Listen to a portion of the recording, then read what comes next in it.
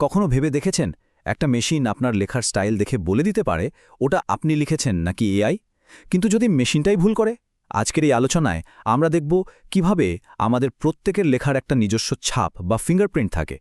ধরুন আপনি কষ্ট করে একটা লেখা জমা দিলেন আর একটা মেশিন আপনাকে বলল এটা তো আপনার লেখা না, আপনি নকল করেছেন। কি সাংঘাতিক ব্যাপার, তাই না? এই প্রশ্নটা নিয়েই আমরা আজকে গভীরে যাব। এই যে এআই ডিটেক্টরগুলো, এদের কাজ হলো এআই এর লেখা ধরে ফেলা। কিন্তু সমস্যাটা হয় কখন জানেন? যখন এরা ভুল করে, যখন একজন মানুষের আসল লেখাকেই মেশিন বলে দাগিয়ে দেয়। এটাকে বলা হয় ফলস পজিটিভ।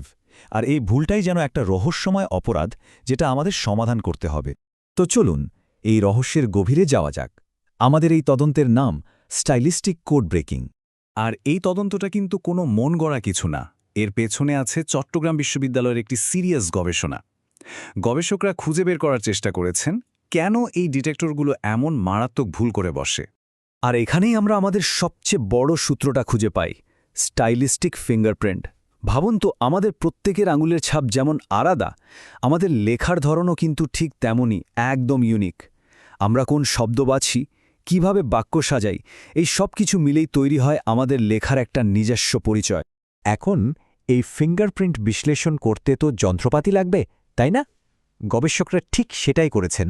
তারা একটা ৬ স্তরের ফরেনসিক কিট তৈরি করেছেন। চলুন দেখি এই কিটের ভেতরে কি কি আছে।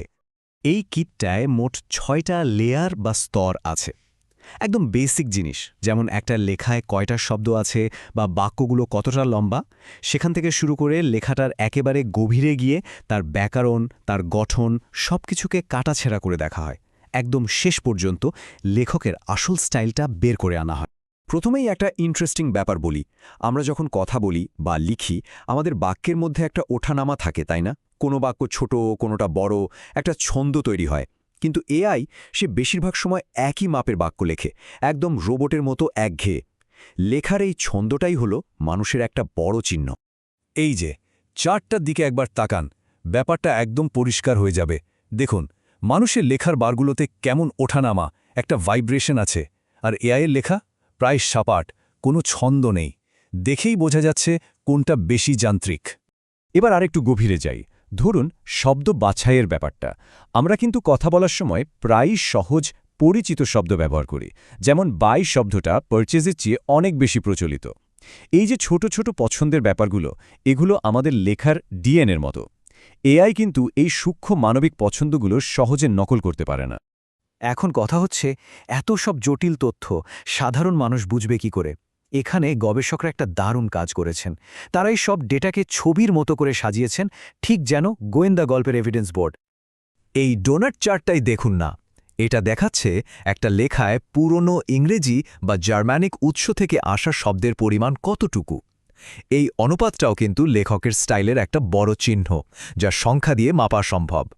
গবেষকরা চেয়েছিলেন এই যে ভাষাতত্ত্বের জটিল সব বিষয়, এগুলোকে এমন সহজ ছবিতে নিয়ে আসতে, যা বোঝার জন্য আপনাকে ভাষাবিদ হতে হবে না, যে কেউ দেখেই যেন মূল ব্যাপারটা ধরতে পারে। আরেকটা দারুণ ভিজুয়াল হলো সেন্টেন্স লেংথ স্ট্রিপ। চিন্তা করুন, একটা লম্বা বারের মধ্যে আপনার লেখার প্রত্যেকটা বাক্যকে একটা করে রঙের বাক্স দিয়ে দেখানো হচ্ছে। ছোট বাক্য হলে হালকা নীল, আর বড় বাক্য হলে গাঢ় নীল। ব্যাস, এক নজরেই আপনি লেখার পুরো ছন্দটা দেখে নিতে পারবেন। বেশ, এত সব প্রমাণ তো জোগাড় হলো। এখন চূড়ান্ত সিদ্ধান্তে আসা যাক, তাই না? ফাইনাল রায়টা দেওয়া হয় মূলত ৩টা ধাপে। প্রথমে সফটওয়্যারটা পুরো লেখাটাকে ওই ৬টা স্তরে বিশ্লেষণ করে। এরপর পাওয়া ফলাফলগুলোকে মানুষের লেখার একটা স্ট্যান্ডার্ডের সাথে মেলানো হয়। আর সবশেষে সব প্রমাণ মিলিয়ে একটা রায় দেওয়া হয়। এই পুরো তদন্তের পর লেখাটাকে ৩টার যে কোনো একটা ক্যাটাগরিতে ফেলা হয়।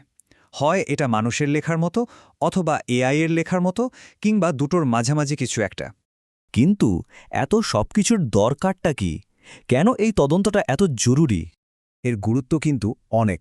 প্রথমত, এটা শিক্ষার্থীদেরকে অন্যায়ভাবে দোষী সাব্যস্ত হওয়ার হাত থেকে বাঁচাবে। দ্বিতীয়ত, এর মাধ্যমে আরও ভালো ডিটেকশন টুল তৈরি করা সম্ভব হবে। তৃতীয়ত, এটা আমাদের নিজেদেরকেই বুঝতে সাহায্য করে যে এই এআইয়ের যুগেও আমাদের লেখাকে কোনটা আসলে মানুষের লেখা বানায়। আর সবশেষে এটাও দেখায় যে যাদের মাতৃভাষা ইংরেজি নয়, তাদের ক্ষেত্রে এই ডিটেক্টরগুলো মাঝে মাঝে ভুল করতে পারে। তাহলে শেষ কথা হলো, এআই তো লেখার সব নিয়মকানুন শিখে ফেলছে, তাই না? কিন্তু তারপরেও আমাদের লেখার মধ্যে এমন কি জিনিস আছে যা একান্তই আমাদের, যা আমাদের শব্দগুলোকে সত্যিকারের মানবিক করে তোলে? এই প্রশ্নটাই হয়তো ভবিষ্যতের সবচেয়ে বড় চ্যালেঞ্জ।